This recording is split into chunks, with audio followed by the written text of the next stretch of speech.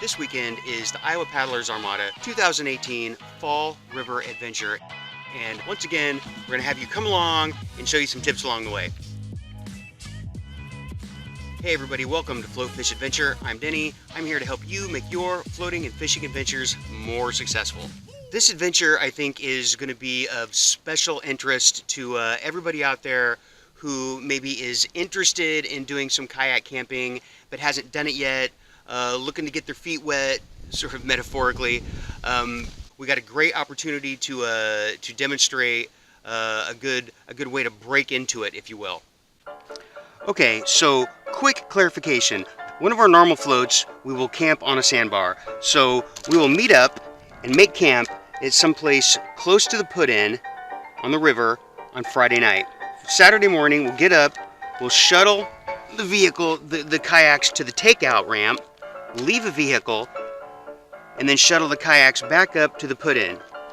We'll put in, we'll float the river about halfway, pick a sandbar, make camp for the night at the sandbar. The next morning, we'll get up, we'll pack everything up, we'll float the rest of the river down to the takeout, where we'll shuttle the kayaks back up to the top end. Everybody will load up and go home. This float, we have camp by the takeout. This is where we're meeting today, Friday night. Tomorrow morning, we'll shuttle the kayaks all the way upstream to the put-in. We'll put in and we'll float the entire stretch down back into the camp that we already have set up. The next morning, we'll get up and then shuttle the kayaks back up to the top to the vehicles that are left up there. Everybody will load up with their own kayak and we'll head out. So this type of float can be excellent for a number of reasons. First off, like I said, it's a great way to, start off and do some trial runs and get your head and all your gear wrapped around, the floating on the river and camping on the river.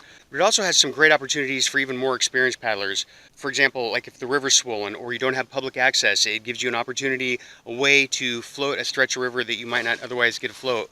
Or even just to stay at a campground that might have some sweet feature that you wouldn't normally otherwise ever have an opportunity to stay at. Like, say, for example, a friggin' yurt. This is it. This is where we're staying over the weekend. This thing is awesome. Let's take a look at this.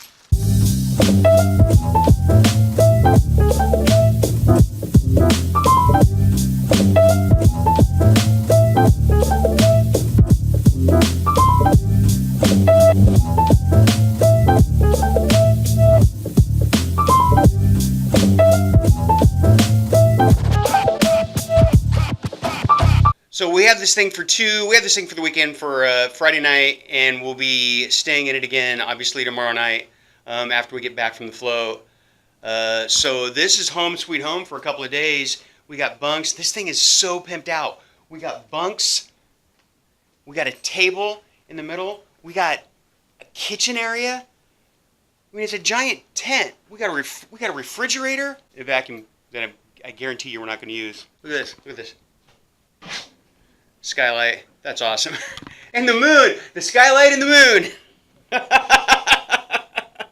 We're going to get on with the evening festivities here.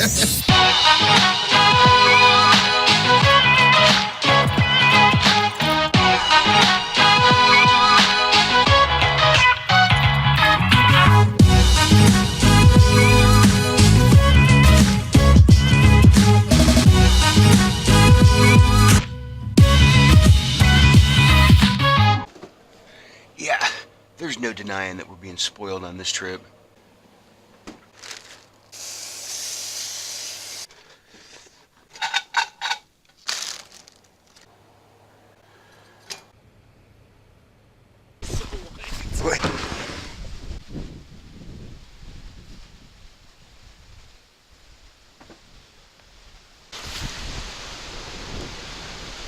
Well, this just might be the cushest launch ever. Shuttling was super straightforward. We got to not only cook breakfast on an actual stove, but we even had a toilet that flushed. It doesn't get any better than that. Breezy! It's breezy, but we still lucked out with the weather. It was supposed to be a whole lot worse.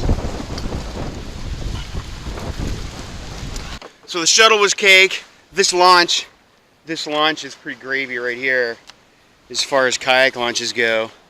We do have our first of what we expect to be many rock ledge obstacles immediately after the put in. So we've got some negotiating. At least the water's up a little. It's going to benefit us today, I think. Alright, we'll paddle up here and see if we can get a better look at what's going on with this rock ledge. I think I like this line on the left. I'm trying to get myself right where I want to be on it though. Here we go.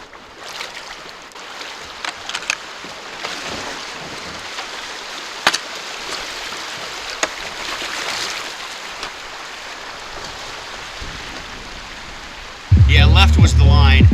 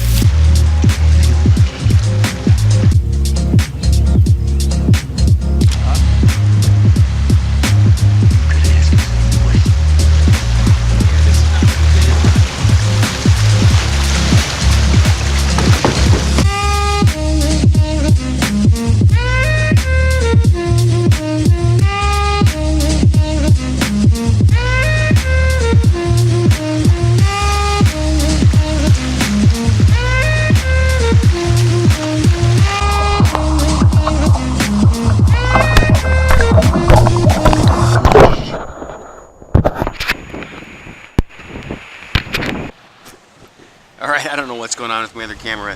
That was a really pretty flow. So we have our vehicles here waiting for us. We're only just up the road from camp, so we're going to go ahead and load everything up and get back to camp, and then meet you there, and we'll go over some good options if you want to do a day float, base camp day float like this as a trial run for some more primitive, you know, legit sort of pack-in camping. So we're gonna get to it, and we'll see you there. No, I'm not back at camp, but that's not what I want to focus on. What I do want to focus on is how you can use a trip like this to prepare a little and train for a full overnight river adventure. So there are things that really sort of trip people up and take them a while to get right when they want to do like overnight camping trips on the river from their kayak. The first thing is what to pack. How to make sure you have what you need and don't bring what you don't. We've been doing this a while, and we just made our way back to camp, and we were pretty soft. We just chilled by the fire, made a bunch of food. We were car camping. We, you know, indulged in the luxury of that cabin and having all our gear brought with us, you know, that we wouldn't normally have. So we took advantage of it. But if you want to use this as a way to train, then what you want to do is bring all your stuff because you're car camping, right? But then pack everything that you expect to have, that you expect to bring in just an overnight kayak float pack. So, and keep that pack separate. And then at the end of the float, once you get back to camp, only rely on the things that are in that pack. And then start making a list. Every time you have to go get into your car camping pack to get something, to use something because you don't have it and you need it or you want it, add that to the list of things that you need to add to your kayak pack. And that's not just at the end of the night, but also for the next morning as well, because you'll be on the river still the next morning. Then at the end of the trip, add those things that you've made notes about to your pack, and then take a look at what you had in your pack that you didn't really need and assess if you can just shuffle it out of your pack so you can keep things, you know, to a manageable size. So excellent way to dial in your pack when it's not really going to be a problem if you're not getting it right. Hey, I hope you enjoyed coming along on our river adventure this fall, and I hope you found some of these tips helpful so you can get out and have your own river adventure. Until next time, paddle up, let's go looking for a fight.